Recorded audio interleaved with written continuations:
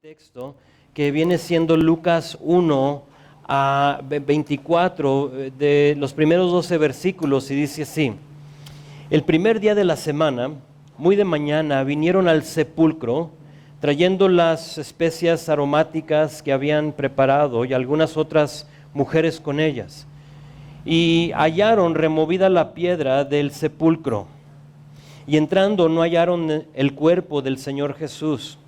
Aconteció que estando ellas perplejas por esto, he aquí separaron junto a ellas dos varones con vestiduras resplandecientes. Y como tuvieron temor y bajaron el rostro a tierra, les dijeron: ¿por qué buscáis entre los muertos al que vive? No está aquí, sino que ha resucitado. Acordaos de lo que os habló cuando aún estaba en Galilea, diciendo: es necesario que el Hijo del Hombre sea entregado en manos de hombres pecadores y que sea crucificado y resucite al tercer día. Entonces ellas se acordaron de sus palabras y, volviendo del sepulcro, dieron nuevas de todas estas cosas a los 11 y a todos los demás. Eran María Magdalena y Juana y María, madre de Jacobo, y las demás con ellas, quienes dijeron estas cosas a los apóstoles. Mas a ellos les parecían locura las palabras de ellas y no lo creían. Pero levantándose Pedro corrió al sepulcro y cuando miró dentro, vio los lienzos solos y se fue a casa maravillándose de lo que había sucedido. Se pueden sentar. Aquí en nuestra historia tenemos la resurrección, lo que hoy recordamos. ¿Sabes? Tal como lo había dicho Jesús cuando dijo en Mateo 12, así como Jonás estuvo en el vientre del gran pez durante 3 días y 3 noches, el Hijo del Hombre estará en el corazón de la tierra durante 3 días y 3 noches. Y en Marcos, si recuerdan, Marcos capítulo 8, Jesús les pregunta a los discípulos, les dice: ¿ustedes quién dicen que soy? Y el que siempre hablaba primero y a veces hablaba sin pensar, esta vez creo que pensó antes de hablar y Pedro respondió y dijo: tú eres el Mesías. Inmediatamente después de decir eso, Lucas registra que Jesús comenzó a decirles que el Hijo del Hombre tendría que sufrir muchas cosas terribles y ser rechazado por los ancianos, por los principales sacerdotes y por los maestros de la ley religiosa. Lo matarán, pero 3 días después resucitará. Y hoy celebramos que la tumba está vacía. Es un glorioso día para el que ha puesto su fe y su confianza en el Señor Jesucristo. La tumba vacía, tienes que saber, le da validez a la muerte de Jesús. Si Jesús solo muere pero no resucita, entonces no hay victoria sobre la muerte. Si no resucita, entonces Jesús sería igual a cualquier otro hombre que colgó en aquel madero. Su muerte y su resurrección están ligadas para darnos a nosotros vida eterna. Aquí está lo interesante. Después de su muerte y su resurrección, hubo muchos que sintieron que Él no había cumplido con su propósito. Muchos, sabemos, lo esperaban al Mesías, pero para una liberación, o se puede decir salvación de los romanos. Entonces, cuando muere y resucita Jesús y se dan cuenta que los romanos todavía estaban en control, se entristecieron. Pensaron: es que no es justo, pensamos que vino para otra cosa. Y hoy quiero ver la historia de 2 de ellos y cómo es que Jesús les mostró la verdadera razón y propósito de su resurrección. Si tomas notas, este estudio se llama Conociendo a Jesús por primera vez. Nuestro texto va a ser aquí en Lucas, pero de versículo 13 a 32, donde dejamos ahí nosotros el texto. Lo quiero ver de nuevo, si tomas notas, en 3 partes. Versículo 13 a 24 es una conversación con Jesús. Versículo 25 a 27 es un estudio bíblico con Jesús.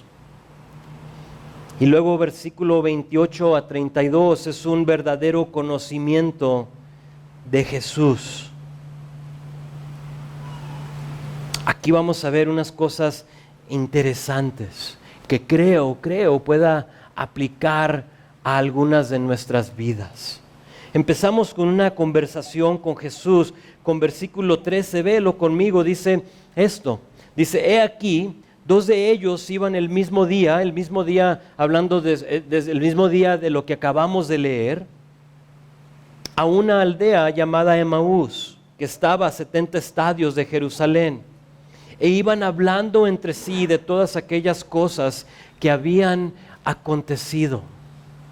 Pues las mujeres, después de encontrar la tumba vacía, como acabamos de ver, dice que vinieron, no sé si notaste, es que vinieron a los 11 discípulos. Judas obviamente ya no existe, quedan 11, y luego dice esto, dice, y a todos los demás, para decirles que la tumba estaba vacía, y a decirles de estos 2 varones que se les había aparecido y que les había dicho, ¿por qué buscas al vivo entre los muertos?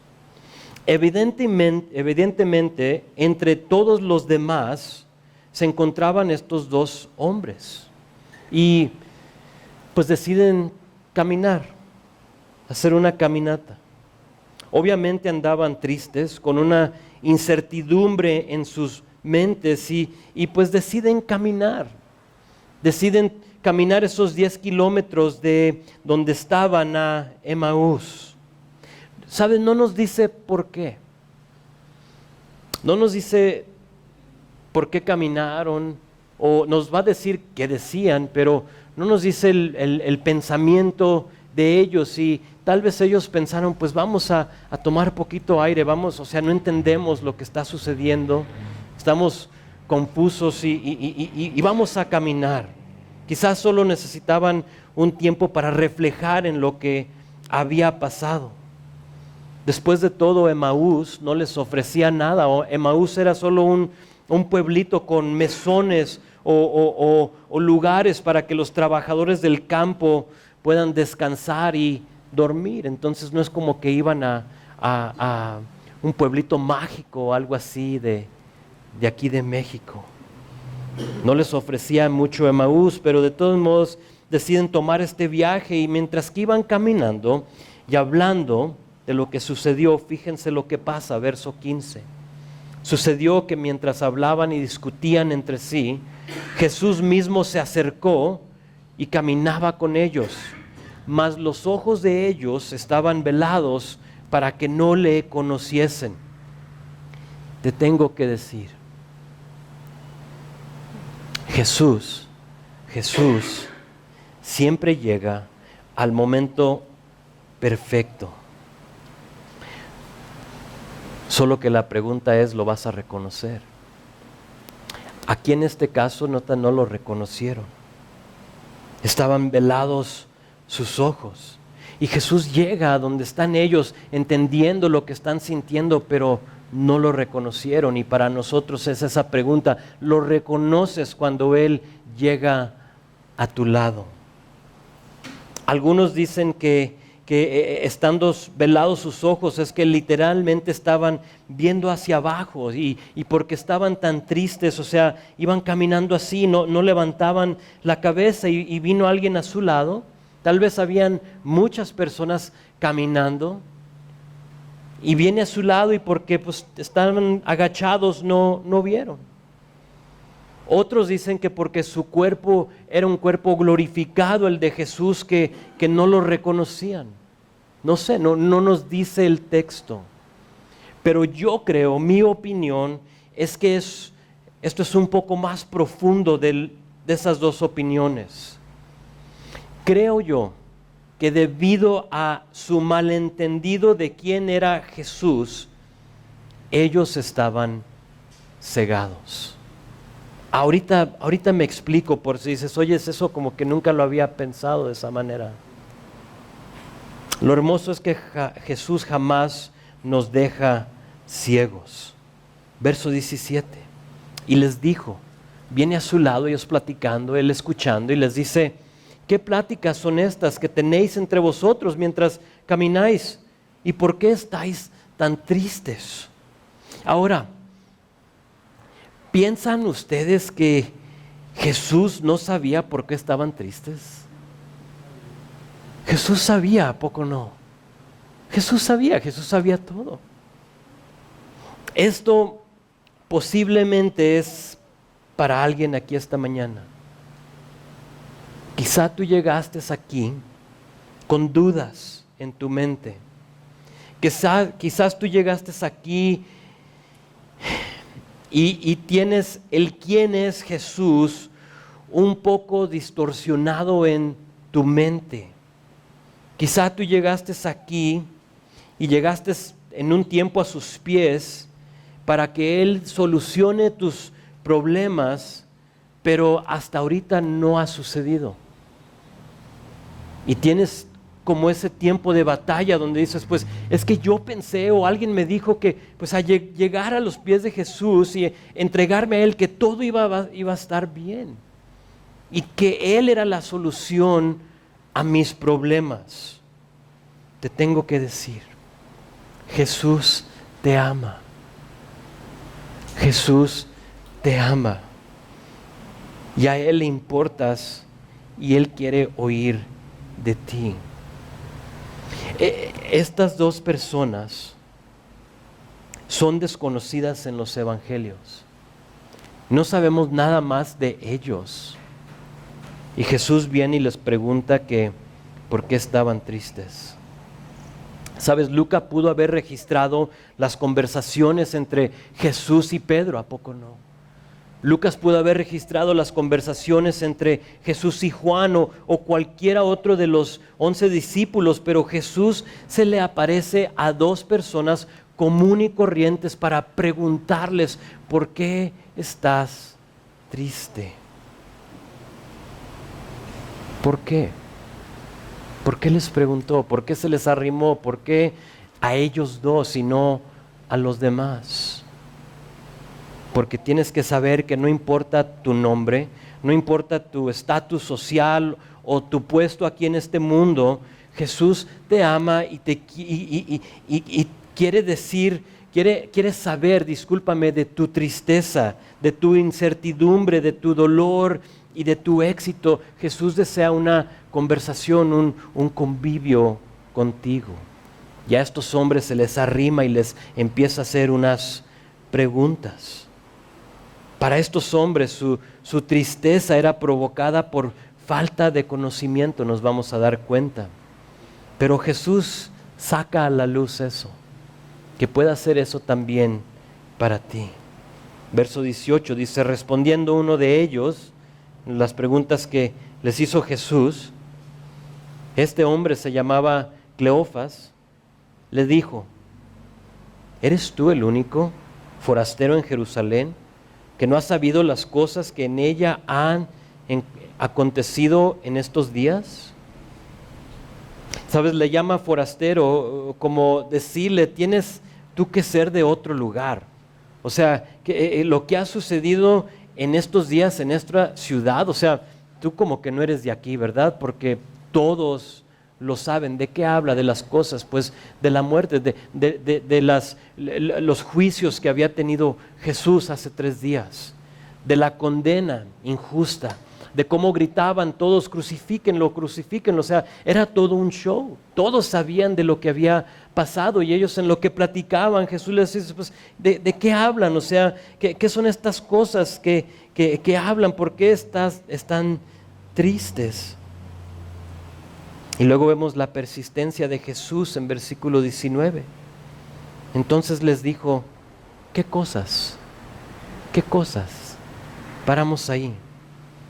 Jesús como que los forza a externalizar sus pensamientos, sus tristezas. Y sabes, eso hace lo mismo con nosotros. Te forza a que le hables, dime. O sea, ¿qué está pasando en tu vida? ¿Por qué estás triste? Y tú puedes llegar a Jesús, a sus pies y ahí derramar tu corazón y decirle lo que está pasando en tu vida. ¿Sabes por qué? Porque Jesús te ama y Jesús quiere saber de lo que está pasando en tu vida.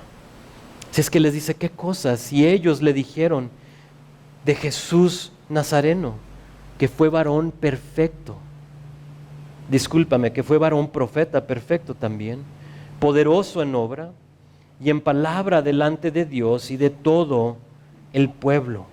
Ahora, aquí es donde como que ya va desviado el entendimiento de quién es Jesús en la mente de estos varones.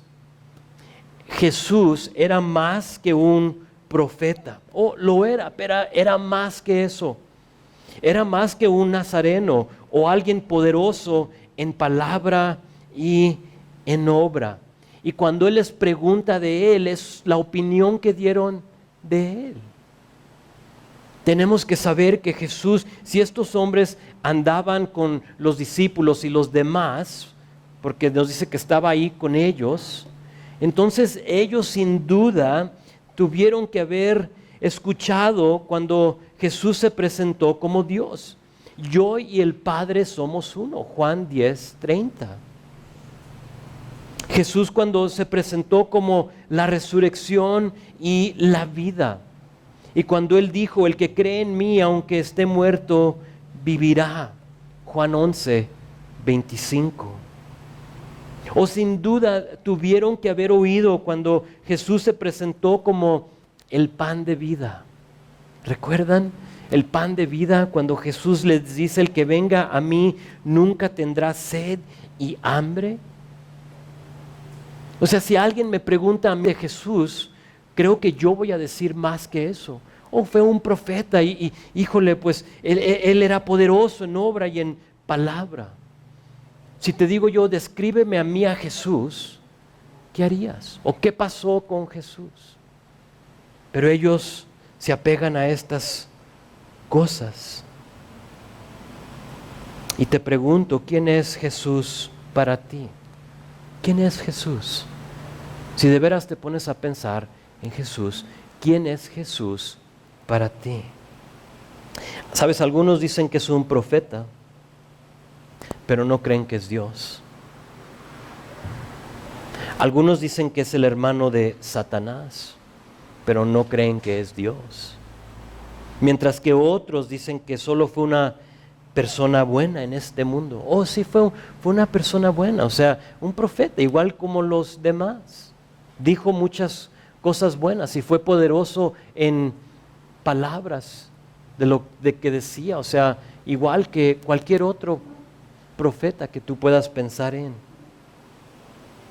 Pero te pregunto a ti, ¿quién es Jesús para ti? Siguen hablando estos varones. Dicen, entonces no era solo este nazareno, un profeta, poderoso en obra, sino que, verso 20, lo entregaron los principales sacerdotes y nuestros gobernantes a sentencia de muerte y le crucificaron. Ahí sí tienen la historia bien. Ahí eso sí es correcto. Lo entregaron, o sea, lo crucificaron, lo condenaron, todo eso. Ahí sí la historia está bien, pero fíjense en verso 21. Pero nosotros esperábamos que Él era el que había de redimir a Israel. Y ahora, además de todo esto, hoy es ya el tercer día que esto ha acontecido. Aunque también, discúlpame, verso 22, aunque también nos han asombrado unas mujeres de entre nosotros, las que antes del día fueron al sepulcro. Ahí nos da a entender que ellos eran parte, ellos habían visto todo lo que les acabo de mencionar, el pan de vida, la luz del mundo, todo lo demás. Dice ahí, aunque también nos han asombrado unas mujeres de entre nosotros, ellos andaban y sabían de Jesús. Pero estas mujeres fueron al sepulcro y como no hallaron su cuerpo, vinieron diciendo que también habían visto visión de ángeles, quienes dijeron que Él vive. Verso 24, y fueron algunos de los nuestros al sepulcro y hallaron así como las mujeres habían dicho, pero a él ya no lo vieron. Lo que sabían de él está bien, menos versículo 21. Esperábamos que él era el que había de redimir a Israel. Estos hombres tenían una expectativa errónea de Jesús. Verso 24 dice, fueron algunos de nuestros al sepulcro y hallaron así como las mujeres habían dicho, pero no lo vieron. Noten que ellos están tristes porque el sepulcro estaba vacío. Ellos, si ligas tú ahí versículo 24 con versículo aquí 21, donde dice que ellos esperaban que Él era el que había redimido a Israel, te das cuenta que ellos esperaban un Jesús que iba a conquistar a los romanos, mientras que Jesús venía para conquistar a sus pecados.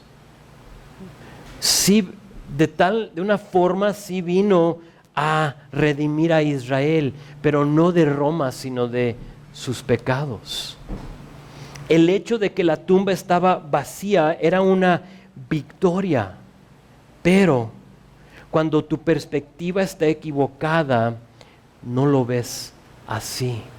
Y para ellos, aquí en versículo 24, dicen, oye, pues fueron algunos de los de nosotros y vieron el sepulcro, pero a él ya no lo vieron. Están tristes porque Jesús ya no estaba en la tumba. Más allá no lo encontraban. ¿Qué significa la resurrección para ti? Primero te pregunté que quién es Jesús para ti, pero ahora te hago la pregunta introspectiva, pero ¿qué significa la resurrección para ti? ¿Qué es tu expectativa de Jesús? Medita en esas preguntas y vamos a verso 25. La segunda porción aquí es un estudio bíblico con Jesús. Jesús ya sacó a la luz lo que tienen en ellos, los pensamientos, lo que ellos estaban, lo que los traía tristes. Y luego fíjense lo que dice. Entonces Él les dijo, oh insensatos. Otra palabra para insensatos es errados. Oh errados y tardos de corazón para creer todo lo que los profetas han dicho. ¿No era necesario que el Cristo padeciera estas cosas y que entrara en su gloria? Y comenzando desde Moisés y siguiendo por todos los profetas, les declaraba en todas las escrituras lo que de él decían. ¿Qué les diría? ¿Te imaginas tener un estudio bíblico con Jesús? O sea, piensa en tu pastor favorito aquí en este mundo y luego multiplícalo como por 100,000. Y eso sería lo que ellos experimentaron. Era obvio aquí que las escrituras de los profetas no les había impactado. Se imaginan desde Moisés, dice, que viene siendo la Torah o el Pentateuco, los primeros 5 libros de la Biblia, y luego los salmos y luego los profetas. O sea, que tengas un estudio bíblico así con Jesús. Aquí está la cosa. Jesús lo pudo hacer porque toda la Biblia apunta a Él. ¿Se imaginan haberles llevado a Génesis 3? Cuando el pecado primero nos separó de Dios. Y luego les habla Jesús de lo que sucedió ahí en el huerto. Y cómo es que fue engañada Eva y Adán. Y les empieza a mostrar cómo había una necesidad de un redentor. Imagínate, o sea, estar ahí, ponte ahí con esos dos hombres en el lado de la calle y del camino y luego llega Jesús y les empieza a hablar. ¿Se imaginan cuando los llevó a Génesis 22? Los que estudian aquí Génesis con nosotros en miércoles, lo acabamos de terminar este miércoles pasado. ¿Recuerdan la historia de Abraham y de Isaac? Y te imaginas cuando Jesús está ahí con ellos y les empieza a hablar de este sacrificio, de lo que pidió Dios de Abraham. ¿Se imaginan cuando Jesús les hace la pregunta? ¿Recuerdan ustedes? ¿Recuerdan cuando le preguntó Isaac a Abraham del holocausto? ¿Recuerdan cuando les dijo, oye, papá, veo la leña y veo el fuego, pero ¿dónde está el holocausto? O sea, es algo que yo te lo explique en un miércoles, pero ¿qué tal Jesús hablando de eso? Y les empieza a decir estas cosas. Le dice, ¿recuerdan cuando Abraham le dijo, Dios se proveerá de cordero para el holocausto? Hablaba de mí, les dice. Hablaba de mí. Yo soy el Cordero de Dios, el único que quita el pecado del mundo. Y como en ese momento como que les está cayendo el 20. ¿Se imaginan cuando les dice, vamos a Isaías? Déjenles muestro algo aquí en Isaías. Tal vez nunca lo habían visto de esta manera y les dice, Isaías 6, ¿ustedes lo saben? Tal vez dijeron, sí, lo sabemos, o sabes, no lo sabemos, discúlpanos Jesús. O hombre, porque no sabían que era Jesús. Y Jesús les dice, déjenles leo, nos ha nacido un niño, un hijo se nos ha dado. El gobierno descansará sobre sus hombros y será llamado Consejero Maravilloso, Dios Poderoso, Padre Eterno, Príncipe de Paz. Su gobierno y la paz nunca tendrá fin. Reinará con imparcialidad y justicia desde el trono de su antepasado David por toda la eternidad. Y voltea a ellos y les dice, habla de mí. Soy yo. Yo soy Él, yo soy el que nació. Yo soy el Hijo que se les ha dado. Yo soy el Padre Eterno, el Príncipe de Paz. Yo soy el que gobierna y del que el gobierno nunca tendrá fin. Y escritura tras escritura, Jesús los llevaba y los mostraba y tomó el tiempo para que ellos vieran que Él vino para mucho más que derrumbar a los romanos. ¿Qué significa la resurrección para ti? ¿Qué es la expectativa que tú tienes de Jesús? Se puede decir que para estos hombres, ellos estaban conociendo a Jesús por primera vez. Lo tenían totalmente equivocado. Pensaban que venía para derrumbar a los romanos. Y por eso hago esa pregunta a nosotros. ¿Qué es la resurrección para ti? ¿Qué significa Jesús para ti? ¿Qué piensan que pasa cuando Jesús se revela y les dice la razón por la cual Él vino? Porque eso es lo que acaba de suceder.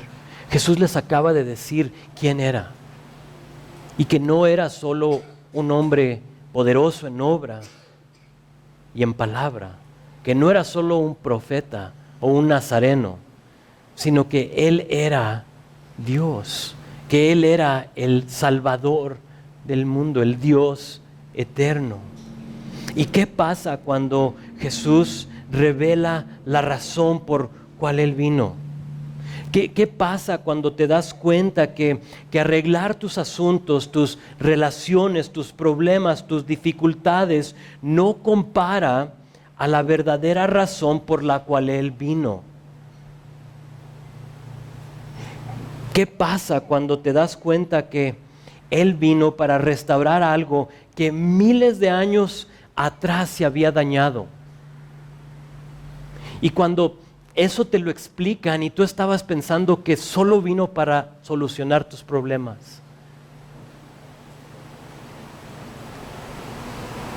¿Qué pasa cuando te das cuenta que tu opinión y tu pensamiento de Jesús es muy chico? Que vino para mucho más que las ideas erróneas que tienes de Él. ¿Qué pasa? Verso 28. Un verdadero conocimiento de Jesús. Llegaron a la aldea a donde iban, y Él hizo como que iba más lejos, mas ellos le obligaron a quedarse diciendo: quédate con nosotros, porque se hace tarde y el día ya ha declinado. Entró pues y se quedó ahí con ellos. Y aconteció que estando sentado con ellos a la mesa, tomó el pan y lo bendijo y lo partió y les dio. Entonces les fueron abiertos los ojos y le reconocieron, mas Él se desapareció de su vista. Y se decían uno al otro: ¿no ardía nuestro corazón en nosotros mientras nos hablaba en el camino y cuando nos abría las Escrituras?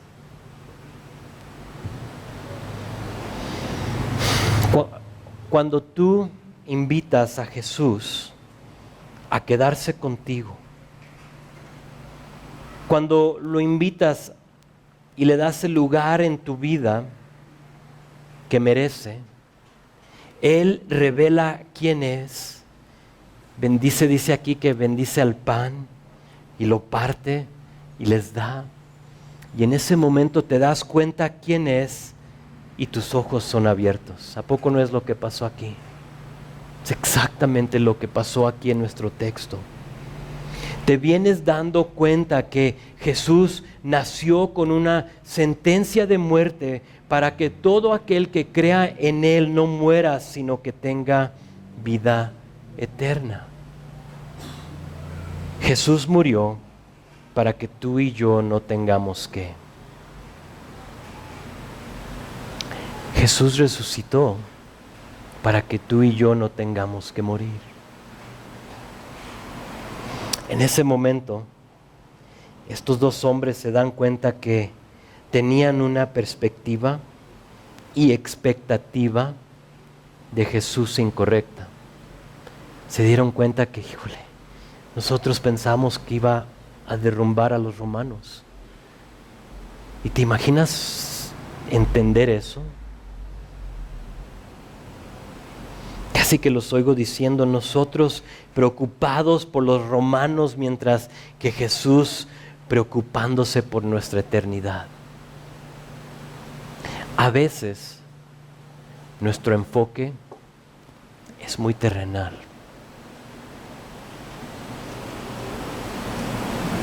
A veces nuestro enfoque es horizontal y no vertical.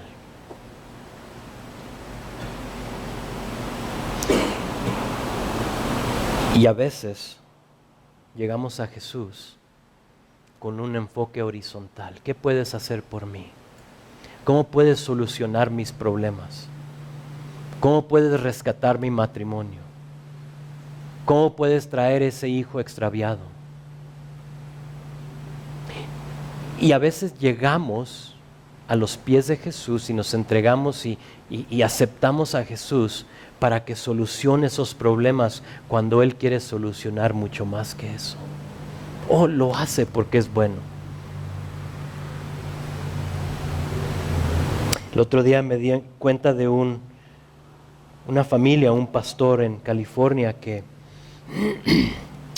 su hijo se molestó con su papá, el pastor de la iglesia.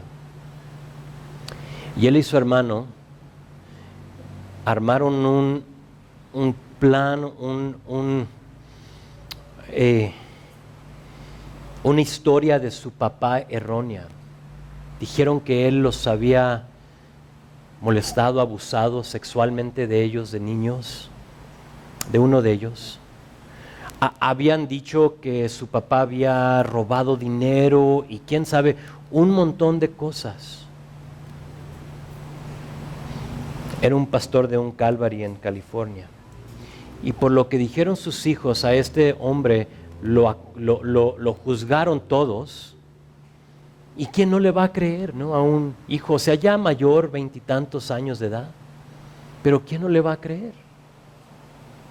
Y esto sucedió a través de años y años, y el pastor siguió ejerciendo. O sea, él sabía que no era verdad, pero sus hijos lo habían dicho. Y tuvo que él vivir, imagínate pararte delante de gente con prejuicios, con haberte juzgado la gente, y que una porción de tu congregación se va por lo que han dicho de ti. Y no recuerdo los años que pasó, pero este año su hijo se arrepintió. Y se puso delante de la iglesia, le habló a su papá y le dijo: ¿me puedes perdonar? La regué. Sé que fue toda una historia. Sé que lo que hice fue mal. Y quiero pedirte tanto a ti perdón como a la congregación. Y él, como todo papá, creo, con brazos abiertos lo recibió y le dijo: ven, claro, te perdono. Y el joven se paró delante de la conversación, de la congregación. El video está disponible. Y empezó a hablar y decir y pedir perdón. Y Dios hace eso en nuestras vidas. Dios restaura a hijos pródigos y lo demás. Pero Jesús vino para mucho más que eso. En ese lugar, en esa aldea, en ese mesón o lo que sea donde llegaron, donde comían, no solo pudieron ver que el hombre que les abrió las escrituras era Jesús, sino que pudieron ver que su entendimiento de él estaba equivocado. La regamos. Pues de ahí, si sigues la historia, ves que Jesús se desaparece. Está comiendo con ellos y desaparece. Y sabemos que no solo desaparece, pero sino que se le aparece a muchos más. De hecho, Pablo en su carta a los Corintios dice: se le apareció a Cefas y después a los 12. Después apareció a más de 500 hombres a la vez, de los cuales muchos viven aún y otros ya duermen. Después se le apareció a Jacobo, después a todos los apóstoles, y al último de todos, como a un abortivo, me apareció a mí. Y sabemos que el libro de Hechos nos dice que fue un lapso de 40 días después de la resurrección a su ascensión, en Hechos 1, versículo 9, donde se le apareció a mucha gente. Y estos hombres reciben, como quien dice, un conocimiento nuevo de Jesús. Y quiero terminar esta mañana de resurrección, donde recordamos que la tumba está vacía, con un último pensamiento. Se puede decir que estos hombres conocieron a Jesús por primera vez. O quizá ya habían hablado con él mientras que vivía. Sabemos que formaban parte del grupito, no uno de los 11, pero formaban parte del grupo. Y quizás ellos ya habían hablado con Jesús, quizás ya habían creído en él, pero no conocían su propósito y su misión. En esta Semana Santa he estado pensando mucho y reflexionando mucho en eso. Porque, sabes, de vez en cuando me topo con gente que simplemente no la entienden. Gente que llegó a aceptar a Jesús, pero más como su solucionador que su salvador.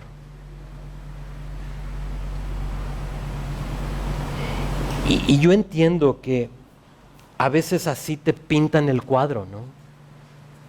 Te dicen, si tú vienes a sus pies, todo va a estar bien. Solo para darte cuenta que no es así. Y si tú eres aquel que comparte las buenas nuevas, y espero que si eres creyente que lo hagas, asegúrate que la gente sabe del perdón de su pecado más que nada. Que Jesús ofrece perdón por el pecado pasado, presente y futuro. Y que no tiene que ver nada con la cosa que los arrimó hacia ti. Tal vez ves a alguien en la calle y está llori y llori, te arrimas a ellos y platicas con ellos y te empiezan a compartir de su situación. Y es el momento perfecto, ¿a poco no?, de compartir las buenas nuevas, de decirles de quién es Jesús, de la esperanza que tienen en Jesús. Pero que no se te olvide decirles de la necesidad mayor que tienen, que es el perdón de sus pecados. No solucionar su problema en el momento, porque sabes, les estás mintiendo. Lo puede hacer, lo sé, y lo ha hecho muchas veces. Pero no es la razón por la cual Jesús vino a este mundo. Y me topo con estas personas y las veo decepcionadas. Y les tengo que decir, sabes, Jesús no te debe nada. Jesús no te debe nada. Al contrario, nosotros le debemos todo. Él no te debe nada. Ha habido gente que me dice, aquí estoy enojado con Jesús. ¿De veras? ¿Él qué te hizo? Porque la última vez que yo me fijé, Él te dio salvación, vida eterna. Entonces, ¿qué más quieres? Pero eso muchas veces es a raíz de lo que les han dicho cuando les han compartido el Evangelio.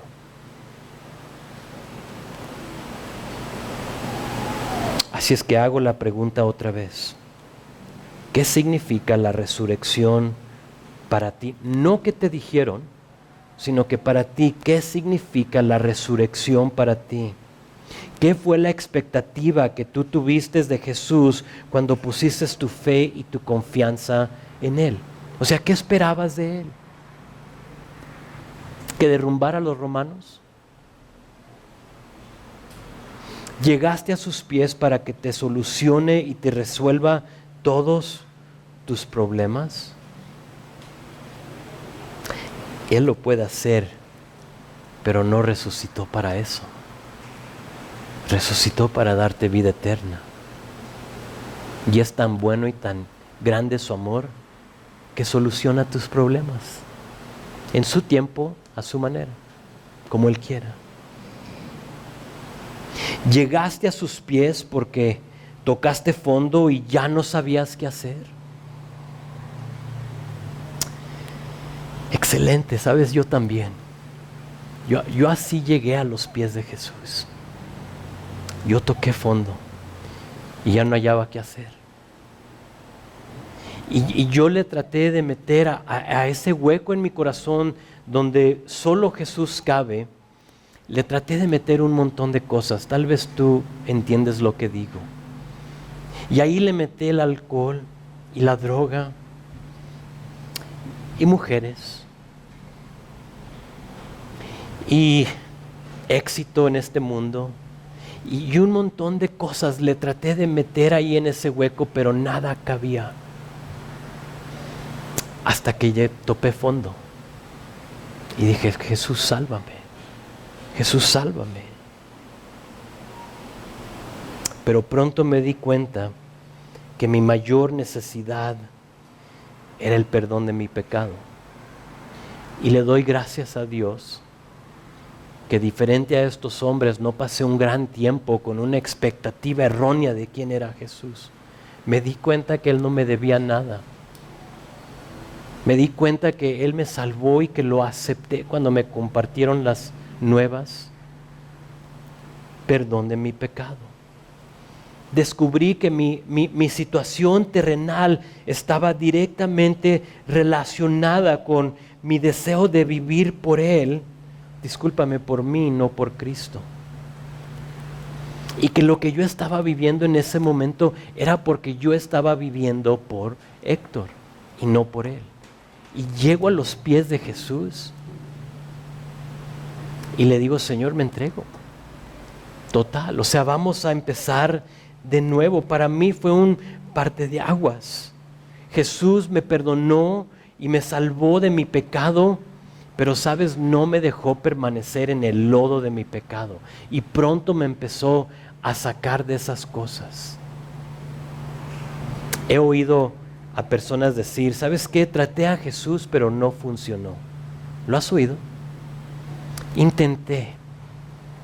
Y pues le entregué mi vida y lo acepté. O sea, me compartió alguien y lo acepté, pero no funcionó para mí. Lo que están tratando de decir es, acepté a Jesús, pero no me solucionó mis problemas. Esa es otra cosa. Jesús funciona. La cruz funciona. La tumba vacía funciona. Perdona tus pecados y te brinda vida eterna. Jesús soluciona tu eternidad. Restaura la relación entre el Padre y tú. Y si tú estás dispuesto a empezar de nuevo con Él, si estás dispuesto a darle control total de tu vida, te das cuenta que Jesús funciona. Pero eso requiere de tu parte.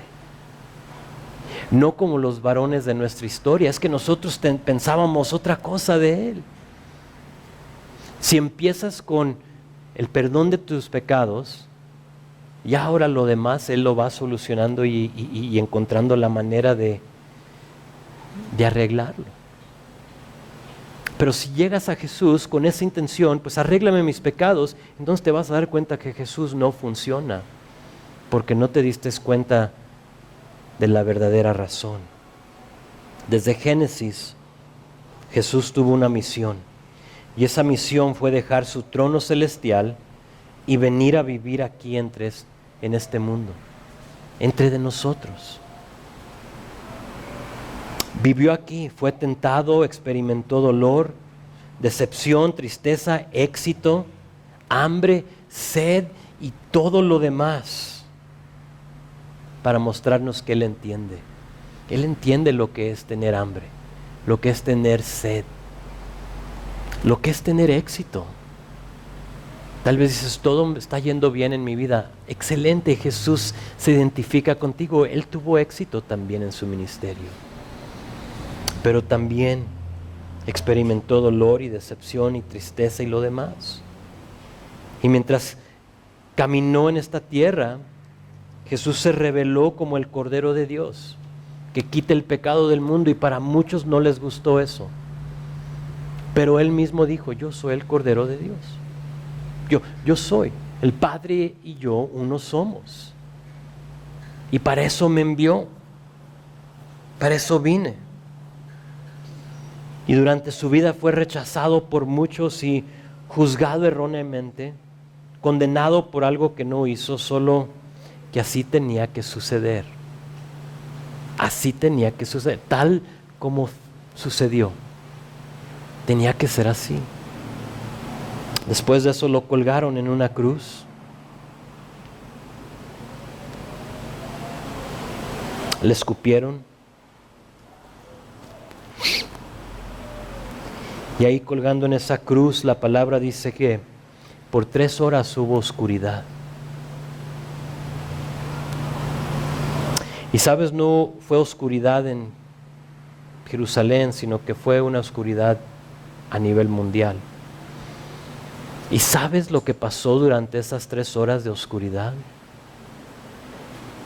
Jesús estaba tomando todo el pecado del mundo, pasado, presente y futuro. Tú y yo todavía no existíamos, pero estaba tomando todo ese pecado sobre de Él. Hubo una separación por primera y única vez entre el Padre y el Hijo. Mientras que Jesús tomaba el pecado tuyo y mío, y hubo esa oscuridad. Y después de dar su vida, porque nadie se la quitó, ¿sabías? Él mismo dijo, nadie puede quitarme la vida, sino que yo la entrego voluntariamente en sacrificio. Nadie le quitó su vida. Pero después de dar su vida, lo sepultaron y estuvo en el sepulcro 3 días, exactamente como Él había dicho. Y al tercer día, lo que celebramos y recordamos hoy, resucitó. Y nos dimos cuenta que Dios había vencido la muerte. Esa es, hermano, hermana, la fe cristiana. Esa es la fe cristiana. De eso se trata. En eso ponemos nuestra fe y nuestra confianza. Lo que yo no pude hacer por mí mismo, Él lo hizo por mí. Y si tú aceptaste, escúchame bien, ya voy a terminar. Si tú aceptaste a Jesús por algo diferente de lo que acabo de decir, entonces quizá necesitas conocer a Jesús por primera vez. Quizá tú, como estos dos varones, llegaste a sus pies por una cosa errónea. Aceptarlo por cualquier otra razón es no haberlo aceptado. Y discúlpame si en este día yo te tengo que dar las nuevas, ¿no? Pero es un buen día para hacerlo. Es un buen día para recordar lo que hizo Jesús para nosotros. Eso celebramos hoy. Jesús resucitó, la tumba está vacía y mi pecado fue perdonado. Punto. Eso celebramos hoy. ¿Por qué no hacemos esto? Porque entiendo que pueda haber dos tipos de personas aquí hoy esta mañana. Y no sé si alguien le puede hablar a mi esposa que pase. Puede haber alguien aquí que se identifica con la historia. Y dice, ¿sabes qué? Pues sí. Yo eso pensé, es que eso me dijeron.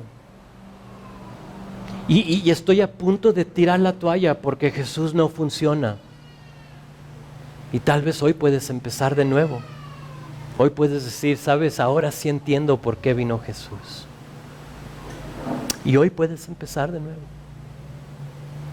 Y Jesús te recibe. O es posible que lo que acabo de hablar del perdón, de vida eterna, de todo eso es como totalmente nuevo para ti. Nadie te lo había explicado de esa manera. No sabías que Jesús había venido para perdonarte tus pecados y solo para perdonar tus pecados. Y que todo lo demás es como la cerecita, ¿no? En el pastel. Es como extra. O sea, ¿me da mis deseos? A veces. ¿Me sana? A veces. ¿Me da un hogar? Sí. ¿Una familia, una esposa? Sí. Lo hacen. No te lo debe, pero lo hace. Y nunca has aceptado al Señor. Hoy te quiero dar oportunidad. Hazlo. Ven a sus pies. Recibe el perdón y recibe vida eterna. Así es que vamos a orar y luego vamos a tomar la cena del Señor. ¿Sale? Señor, pues antes de tomar la cena y de observar, Señor, lo que sucedió hace 3 días cuando colgaste en aquel madero, nos queremos asegurar, Señor, que todos entendemos por qué es que recordamos tu muerte. Y Señor, con todo rostro inclinado, con todo ojo cerrado, quiero hacer la pregunta. Si tú necesitas aceptar a Jesús, si tú necesitas llegar a sus pies por el perdón de tu pecado, levanta tu mano, quiero orar por ti. No te quiero avergonzar. No te apures de quién está a tu lado. No te apures y dices que pues yo ya creo que lo hice hace 10 años. Si lo hiciste es por una razón aparte de lo que acabamos de decir, entonces déjame oro por ti y recibe el perdón de tu pecado.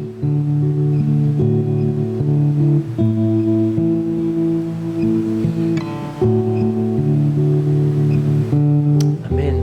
Le veo su mano, hermanito. ¿Alguien más? ¿Alguien más? ¿O qué tal si estás aquí y nunca has aceptado a Jesús como tu Rey, tu Redentor? Nunca has oído de que Él vino para salvarte, para rescatarte de tu pecado y para brindarte vida eterna. Si eres tú también, permíteme orar por ti. Hoy puedes empezar una vida nueva. La Biblia dice que eres una nueva criatura. Si eres tú, me permites orar por ti. Solo levanta tu mano y oro por ti.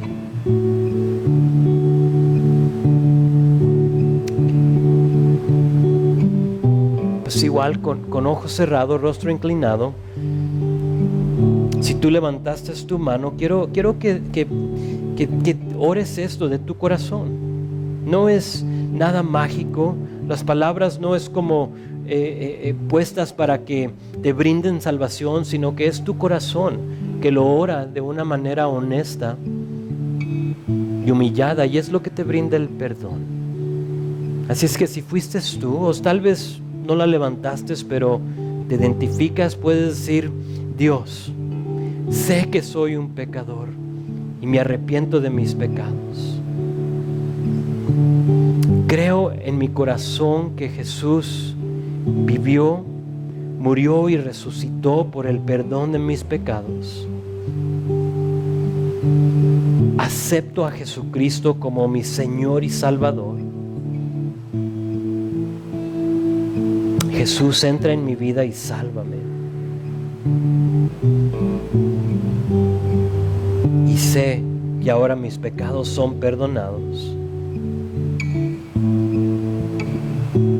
Y lléname de tu Espíritu para poder caminar en tu poder el resto de mi vida. En el nombre de Jesús.